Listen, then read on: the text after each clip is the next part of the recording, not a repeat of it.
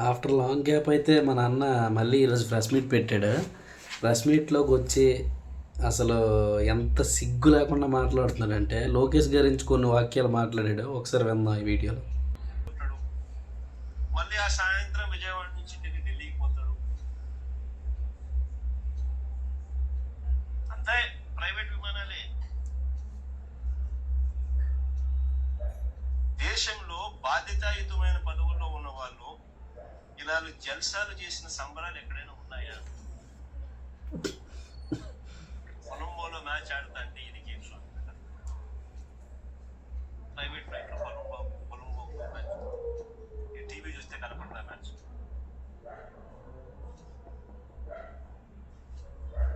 Cricket అభిమానివే అనుకో, TV చూస్తే కనపడతాను. నేను కూడా నిన్న టీవీలోనే చూసాను.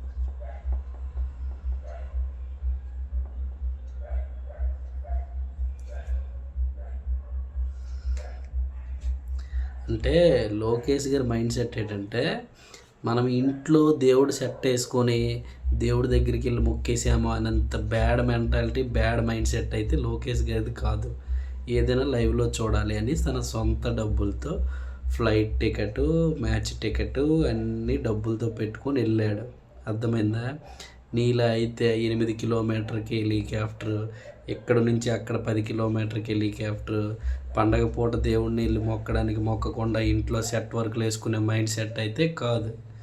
నువ్వు 11 వచ్చిన తర్వాత నీకు బుర్ర అయితే చెదిరిపోయింది. నువ్వు వీక్లీ వస్తావు, ప్రెస్ మీట్లు పెడతావు. అసలు లోకేష్ శ్రీలంక వెళ్ళాడు మ్యాచ్ చూడడానికి అని చెప్పడానికి కూడా నువ్వు పేపర్ చూసి చదువుతున్నావు అంటే నీ తెలివితేటలకు దండం రా స్వామి. చంద్రబాబు నాయుడుకో ఫ్లైట్ అంట, పవన్ కళ్యాణ్కో ఫ్లైట్ అంట, నారా లోకేష్కో ఫ్లైట్ అంట. పవన్ కళ్యాణ్ గారు అనేది ఫ్లైట్ ఓన్ హెలిప్యాడ్ ఓడుతున్నారంటే అది రామ్ చరణ్ది. అతనికి ఏదైనా అర్జెంట్ పర్పస్ మీద ఓడాడంటే రామ్ చరణ్కి ప్రైవేట్ జెట్ ఒకటి ఉంది, ప్రైవేట్ హెలికాప్టర్ ఒకటి ఉంది, అది ఓడుతారు. నారా లోకేష్ చంద్రబాబు నాయుడు గారికి కూడా ఉంది, జూనియర్ ఎన్టీఆర్కి కూడా ఉంది.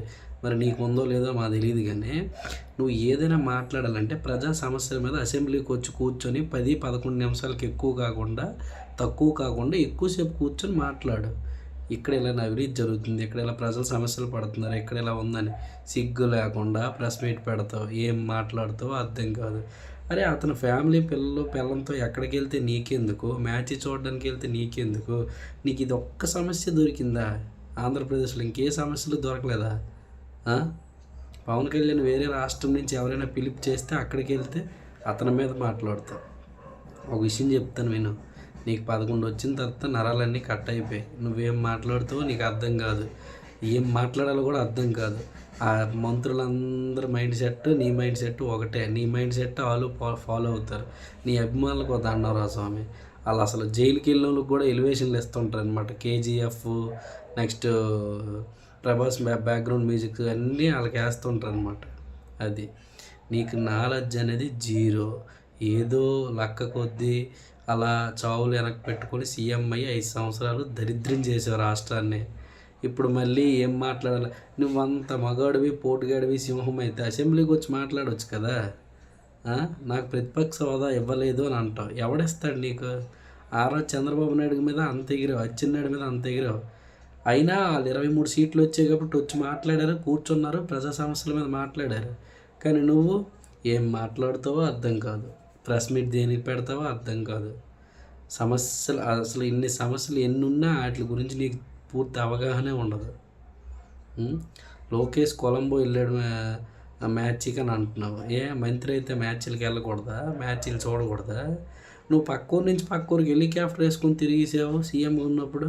అక్కడి నుంచి అక్కడ వాకబుల్ డిస్టెన్స్కి కూడా హెలికాప్టర్ ఓడావు నువ్వు ఈరోజు నీతి కవులు చెప్తున్నాను కదా. 11 కూడా ఈసారి రావు. దినం కూడా నువ్వు ఇంకా డిగ్రేడ్కి వెళ్ళిపోతున్నావు నీ మాటలతో, నీ చేష్టలతో. అర్థమవుతుందా? తల్లి సీఎన్నా నీకు సిగ్గురాదు, చెల్లి సీఎన్నా నీకు సిగ్గురాదు, సొంత పార్టీ కార్యకర్తలు, నేతలు, మంత్రులు సీఎన్నా నీకు సిగ్గురాదు.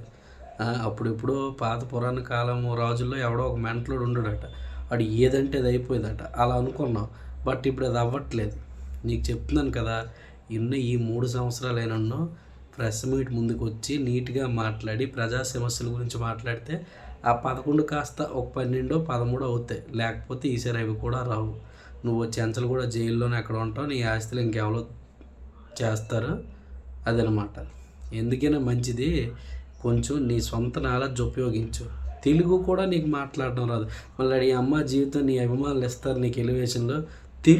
తెలుగు మాట్లాడడం రాదు. మరి 10th ఫస్ట్ క్లాస్ స్టూడెంట్ అంటావు, ఇంటర్లో ఫస్ట్, డిగ్రీలో ఫస్ట్, అన్నీ ఫస్ట్ అంటావు. నువ్వు సీఎంగా ఉన్నప్పుడు ఎన్ని లక్షల కోట్లు మింగావో, ఎంత వేల ప్రజాధనం ఖర్చు చేసావో, ఎన్ని స్కాములు చేసి ఎంత వెనకేసుకున్నావో అందరికీ తెలుసు.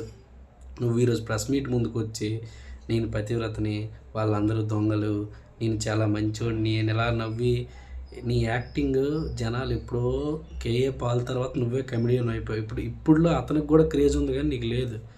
దయచేసి ప్రజా సమస్యల కోసం మాట్లాడు. ఏదైనా ప్రాబ్లం ఉంటే అది చెప్పు, ఇలా ఉంది ఇలా ఉందని.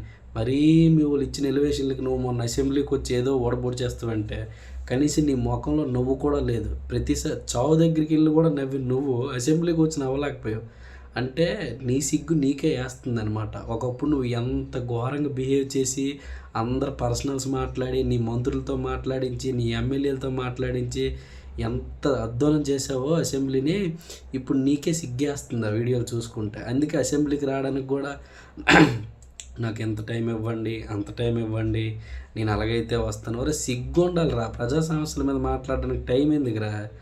అక్కడ ఒక ప్యాటర్న్ ఉంటుంది, ఇతనికి ఎంత టైం, ఇతనికి ఎంత టైం అని. అంత టైం నీకు ఇచ్చడానికి కావదు. అసలు ఏం చదువుకున్నావో తెలియదు, మినిమం నాలెడ్జ్ కూడా లేదు. ఏదో అప్పుడులో 151 వచ్చే అయిపోయి నీకు ఇదే చెప్పడము. ఈసారి నుంచేనా బుర్ర పెట్టి మాట్లాడు. నువ్వైనా, నీ అభిమానులైనా, నీ మంత్రులైనా. అల్లాడి జైలుకి తీసుకెళ్ళినా సిగ్గురాలదాడు. ఎలాగంటున్నాడు మరి లాంపట్రా, కాపు జాతి పరువు తీస్తున్నాడు, నువ్వు వాళ్ళని యూజ్ చేసుకుంటున్నావు. ఆ విషయం ఆ యాదవులకు అర్థం కావట్లేదు. అది అర్థమైందా? జగన్ రెడ్డి ఒకరికి ఏళన చేసే ముందు ఇలాగంటావు కదా, ఇవన్నీ మందుకే చూపిస్తే అది నువ్వు అర్థం చేసుకో. ఫస్ట్ క్లాస్ స్టూడెంట్ కాబట్టి సరేనా? నారా లోకేష్కి కానీ, చంద్రబాబు నాయుడుకి కానీ, పవన్ కళ్యాణ్ గారికి కానీ అనే స్థాయి నీది కాదు. ఏదో దశ కొద్దీ చావులు అడ్డం పెట్టుకొని ఏంటంటారు దాన్ని, చిన్న చిన్న అబద్ధాలు ఆడి మనుషులు చంపి సీఎం అయ్యావు. ఓకే, 5 సంవత్సరాలు సంకనాకించావు. ఓకే, అదన్నావు, ఇదన్నావు, నవరత్నాలు అన్నావు, నవరంధ్రాలు చేసావు అని. అక్కడికి అది క్లోజ్ అయిపోయింది. ప్రజలు నీకు ఎలా బుద్ధి చెప్పాలి అలా చెప్పారు. ఇప్పటికైనా సిగ్గు తెచ్చుకొని ఇప్పటికైనా క్లారిటీ మాట్లాడు. సబ్జెక్ట్ మీద మాట్లాడకుండా అటు తిరుగుతున్నారు, ఇటు తిరుగుతున్నారు, వాళ్ళకి ఒక హెలికాప్టర్, హెలికాప్టర్లు ఎవరికి ఉండకూడదా? ఆడి అమ్మ 2009 ఎలక్షన్లో ఎలక్షన్ టైంలో నిలబడినప్పుడు మీ ఆస్తులు ఎంత, ఇప్పుడు మీ ఆస్తులు ఎంత? ఇన్ని వేల కోట్లు ఎక్కడి నుంచి వచ్చాయి? నీ మీద ఒక 30 కేసులు, నీ చుట్టూ తిరుగునోళ్ళ మీద ఒక 20 కేసులు, అయినా నీకు సిగ్గు రాదు. పక్కోడి గురించి నువ్వు మాట్లాడుతుంటావు. ఏదైనా అర్థం చేసుకో. సీఎంగా ఉన్నప్పుడు ఎన్నిసార్లు లండన్ వెళ్ళావు? అప్పుడు స్పెషల్ ఫ్లైట్లు ఎక్కడి నుంచి వచ్చాయి? ఓడిపోయిన తర్వాత నార్మల్ ఇండిగోలో ఎందుకు తిరుగుతున్నావు? అప్పుడు గవర్నమెంట్ సొమ్ము, ఇప్పుడు నీ సొంత సొమ్ము కాబట్టి. సిగ్గు ఉండాలా. నువ్వు సిగ్గుపడితే నిన్ను చూసి నీ కార్యకర్తలు, నీ వెనక ఉన్నోళ్ళైనా సిగ్గుపడతారు. నీకు అది లేదు, నీకు పూర్తిగా మైండే లేదు. అవి ఎప్పుడైతే 151 కాస్త 5 ఎగిరిపోయి 11 వచ్చాయి, అప్పుడే నీ బుర్రలో నరాలన్నీ దెంగిసాయి. అప్పటి నుంచి ఏంటి మాట్లాడుతావు తెలియదు. పిచ్చిగా నవ్వుతావు, పిచ్చిగా మాట్లాడుతావు. పెట్టే ప్రెస్ మీట్ ఏంటంటే జనాలకు ఉపయోగపడినట్టు పెట్టు. అల్లాడు వచ్చేసాడు, ఆడెవడో మొన్న నీ ఎమ్మెల్యేట బిల్ గేట్స్ లాంటి వాడు వస్తే చంద్రబాబు నాయుడు దగ్గరికి అసలు దేనికోసం వచ్చాడో, ఆంధ్రాలో ఏ పరిశ్రమలు తెస్తున్నారో, ఎంత అభివృద్ధి చెందుతుందని అడగకుండా టీ ఖర్చు ఎంత అయింది, బిస్కెట్ ఖర్చు ఎంత అయింది, సమోసా ఖర్చు ఎంత అయింది అని సిగ్గు లేకుండా అడుగుతాడు. అది నీ మంత్రులకి నీకున్న టాలెంట్. మారండి రా స్వామి, మీకు దండం రా. మీ మాటలకి, మీ ప్రెస్ మీట్లకి ఒక పక్క నవ్వు వస్తుంది, ఒక పక్క సిరాకు దిగుతుంది. అర్థమైందా? ప్రెస్ మీట్ పెట్టి నాలెడ్జ్తో నేను మాట్లాడండి రా. బిల్ గేట్స్ లాంటి వాడు వచ్చాడు, ఆంధ్ర వచ్చాడంటే మనం గొప్పగా ఫీల్ అయ్యి, అంత పెద్ద అతను వరల్డ్లోనే నెంబర్ 1 క్యాండిడేట్ మన ఆంధ్రాకి వచ్చాడు. దేనికోసం వచ్చాడు, ఏ ప్రాజెక్టులు వస్తున్నాయి, దేని గురించి అని మాట్లాడకుండా సమోసాలు, బిస్కెట్లు. నమస్కారం రా స్వామి. జగన్మోహన్ రెడ్డి. జై హింద్.